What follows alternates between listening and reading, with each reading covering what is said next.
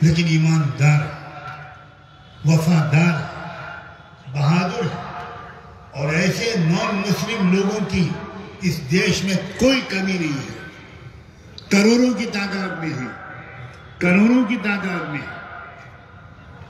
یہاں منچ پر آج جو لوگ بیٹھے تھے اور بیٹھے ہیں، اور یہ بھی جو لوگ آج یہاں اس کو کور کرنے آئے ہیں، میں تو بہت دیر سے یہ اپنے دوست شمبھو سنگھ کو دیکھ رہا ہوں، گھنٹوں سے یہ کھڑے ہیں، بار بار اشارہ کرتا ہوں کہ بھائی بیٹھ جاؤ، تھک گئے ہوگے، مگر کوئی انرجی ہے ان کے اندر۔ جو ان کے چینل نیشنل دستک کو دیکھتا ہے وہ جانتا ہے کہ کوئی ارجا ہے، کوئی آگ لگی ہوئی ہے سینے میں۔ پرابلم یہ ہے ایسے لوگ دیش میں بہت بڑی تعداد میں ہیں، لیکن ابھی تک ان کو ایک طاقت میں، ایک لڑی میں پرو دینے والی کوئی لیڈرشپ سامنے نہیں آ سکی۔ میں کافی بیمار حالت میں یہاں جو آیا ہوں، ایک امید لے کر آیا، کیونکہ میں اب میری زیادہ امیدیں نوجوانوں سے وابستہ ہے۔ محبت مجھے ان جوانوں سے ہے، ستاروں پہ ڈالتے ہیں جو کمند۔ جب کاشف نے مجھ سے بات کی، بار بار اس کے مقصد کو سمجھایا، تو میں کچھ عرصے سے چونکہ ان کو جانتا ہوں، تو میرا احساس یہ بنا کہ یہ وہ ینگ ٹیم ہے جس کی مجھے بہت زمانے سے تلاش تھی۔ یہ لوگ جو باوردی پولیشن نہ ہوں، میں لفظ باوردی انورٹڈ کامات میں بول رہا ہوں، جنہوں نے کوئی چولا نہیں پہنا، لیکن جو دیش کے حالات پر نظر رکھتے ہیں، جن کے دل اور دماغ بڑے ہیں، جن کی ہمتیں بلند ہیں، تو ان کا ساتھ دینا اپنی تمام تر کمزوری کے باوجود میں نے ایک ضروری کام سمجھا اس کو، اور ایک نیک کام سمجھا۔ میں چاہتا ہوں کہ ایک نئی ٹیم تشکیل پائے۔ چندر شیکھر آزاد کے بارے میں تو میں نے کہلایا تھا، مجھے یہ لوگ روک رہے تھے کہ ابھی نہ آئیے، ابھی نہ آئیے، میں آنا چاہتا تھا، لیکن چونکہ انہوں نے اسکیم چھپا رکھی تھی کہ مجھے آخر تک بٹھانا ہے، تو مجھے روک رہے تھے کہ ابھی نہ آئیے۔ پھر میں نے کہا کہ بھائی کم سے کم چندر شیکھر آزاد کی تقریر سے پہلے مجھے بلا۔ اس کی وجہ یہی ہے کہ میں چاہتا ہوں کہ ینگ، سنسیئر، جس کا اپنا کوئی نجی سوارتھ نہ ہو، جو قربانی دینے کے لیے آمادہ ہو، ایک ایسی لیڈرشپ تیار ہے۔ اور کیونکہ یہ بات بھی صحیح ہے کہ ہر بارات میں ایک دو بوڑھے ضرور ہونے چاہیے، تو ہم دونوں بیٹھے ہیں آپ کے سامنے، وہ نوجوان اگر ہم دونوں کو بارات میں شریک کر لیں گے تو آ جائیں گے۔ لیکن میں قصہ سنا دوں کہ بوڑھوں کا ہونا کیوں ضروری ہے۔ زیادہ بوڑھے نہیں، ایک دو۔ ایک نوجوان کا رشتہ لگ گیا ایک بادشاہ کی بیٹی کے ساتھ، شہزادی کے ساتھ۔ کبھی کبھی اندھوں کے ہاتھ بھی بٹیر لگ جاتی ہے۔ اب جب سب تیاری ہو گئی تو بادشاہ کے محل سے میسج آیا کہ ہمارے یہاں روایت ہے کہ بارات میں کوئی بوڑھا نہیں آئے گا، نہیں آتا۔ ہم دروازے پر چیک کریں گے، ایک بھی بوڑھا مل گیا تو ہم بارات کو واپس کرتے ہیں، رشتہ توڑ دیں۔ اب ادھر مشکل یہ تھی کہ دادا جان نئے کپڑے سلوائے ہوئے تیار بیٹھے تھے، اور وہ سب سے زیادہ شوقین تھے بارات میں جانے کے۔ انہوں نے ضد کی کہ میں تو جاؤں گا۔ اب دولہا جو تھا وہ بہت گھبرایا، اس نے دادا کے ہاتھ پیر جوڑے کہ حضور آپ کو تو زندگی اسی میں گزری ہے، اور تو کچھ کیا نہیں آپ نے۔ تب ایک مرتبہ مت جائیے، مسجد میں بیٹھ کے دعا کیجیے. ہم لوگ جاتے ہیں سب نوجوان. دادا نے کہا کہ میں اگر نہیں جاؤں گا تو بارات بھی نہیں جاؤں، میں تو جاؤں. اڑ گئے. وہ شریف خاندان تھا. بہت پریشان ہوئے جب لڑکے، تو دادا نے ایک حل بتایا اور وہ یہ کہا کہ ایسا کرو، تم لوگ ڈھولک تو ضرور لے کر جاؤ گے، مسلمان ہو تو ایک بڑی سی ڈھولک بنوا لینا اور مجھے اس ڈھولک میں بٹھا لینا اور بجاتے ہوئے چلے جانا. سب لوگ سمجھیں گے ڈھولک ہے، میں اس کے اندر بیٹھا رہوں گا. میں تو بڑھاپے اور بیماریوں کی وجہ سے بہت مختصر ہو گیا ہوں بقدر ضرورت. لڑکوں کی سمجھ میں بات آ گئی. بڑی سی ڈھولک بنوائی گئی، راجا جان کو بٹھا لیا گیا. ڈھولک بجاتے ہوئے لے گئے. کسی نے چیک بھی نہیں کیا. اندر پہنچ گئے، نکاح بھی ہو گیا، مبارکباد بھی مل گئی. اب کھانے کی میز پر جب بیٹھے تو ایک نئی مصیبت آ گئی.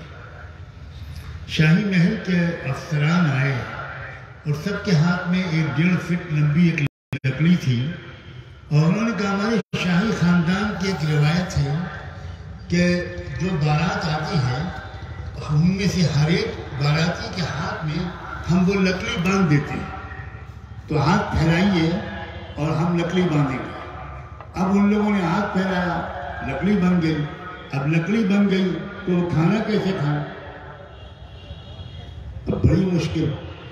کھانا اتنا شاندار رکھا تھا کہ نہ پہلے کبھی کھایا تھا نہ آئندہ کبھی کھائیں گے. ایک منٹ رک جائیں اور جو اذان کا آواز جواب دے دی پھر بات کریں.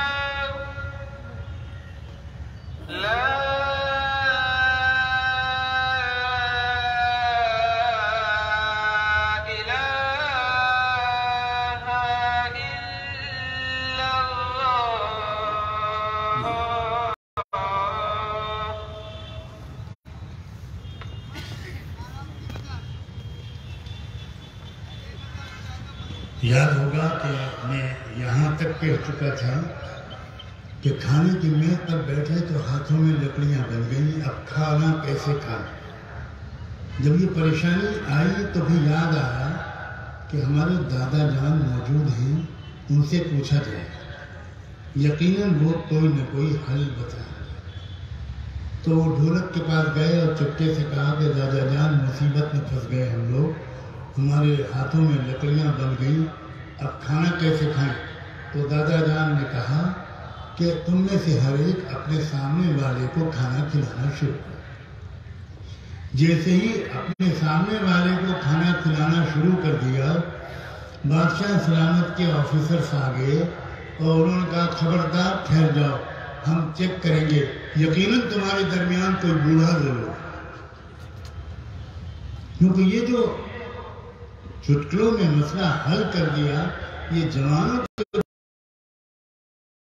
کے ان کی سمجھداری اور نوجوانوں کا جوش عمل، ان کی انرجی، یہ مل جل جائے اور مختلف سماجوں کے لوگ جو بھروسے کے لائق ہوں وہ صحیح ایک چھوٹے سے ایجنڈے کے تحت، ایک کامن منیمم پروگرام کے تحت ایک نئی تحریک پورے ملک میں شروع کریں۔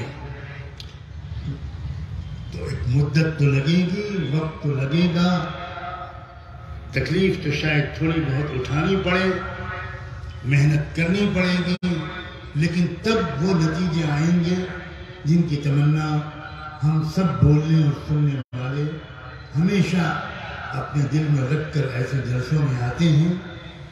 ظاہر ہے کہ صرف تقریروں سے کام نہیں چلے گا، کسی کو برا بھلا کہنے سے بھی کام نہیں چلے گا۔ خدا کے یہاں بالکل سائنٹیفک نظام کے تحت یہ دنیا چلائی جاتی ہے۔ آپ اگر مسلمان یہ سوچتا ہے کہ اگر کوئی غیر مسلم چائے میں شکر ڈالے اور امام صاحب بد دعا کر دیں تو بد دعا کے نتیجے میں وہ چائے کڑوی ہو جائے، ایسا نہ کبھی ہوا ہے نہ کبھی ہوگا۔ لیس للانسان الا ما سعى، انسان کو اس دنیا میں جو کچھ بھی ملتا ہے وہ اس کی محنت اور کوشش کے نتیجے میں ملتا ہے۔ بس میں اسی پر اپنی بات کو مکمل کروں گا۔ عصر کی اذان بھی ہو گئی۔ مبارکباد دیتا ہوں کاشف کو اور ان کی پوری ٹیم کو، یہاں کے تمام نوجوانوں کو جنہوں نے ساتھ دیا، جنہوں نے سخت اور انتھک محنت کر کے اتنی شاندار یہ محفل منعقد کی۔ خدا سے دعا ہے کہ ہم سب اپنے اپنے اچھے مقاصد میں کامیاب ہوں۔ بہت بہت شکریہ۔